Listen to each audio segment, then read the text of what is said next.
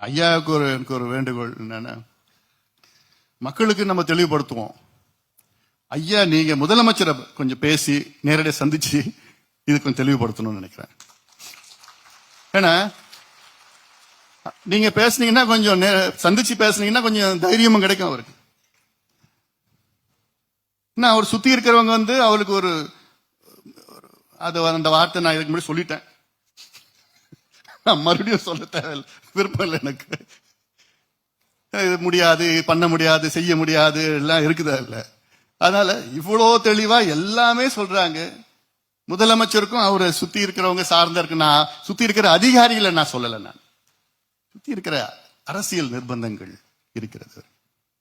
அதனால அதை நான் சொல்லிட்டு இருக்கிறேன். நான் அவங்களாம் என்னன்னா இதெல்லாம் எடுத்துட்டா இந்த ஜாதி இப்போ இவ்வளோ வந்துருமா, அவங்க இவ்வளோ சீட்டு கேட்பாங்க. அவங்களோட எண்ணம் எப்படி இருக்கும்? இந்த ஜாதி இப்படின்னா நாளைக்கு இவ்வளவு சீட்டு கேட்பாங்க, இந்த ஜாதி இன்னும் கொஞ்சம் கேட்பாங்க, இந்த ஜாதி அங்கதான் எங்களுக்கு வேணும்னு கேட்பாங்க.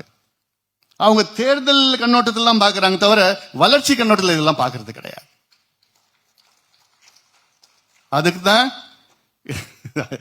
ஒரு வேண்டுகோள் இது. அது 45 சமுதாய தலைவர்களை அழைத்து சென்று அப்பாவை சந்தித்தேன். பிள்ளையையும் சந்திக்க தயாராக இருக்கிறேன்.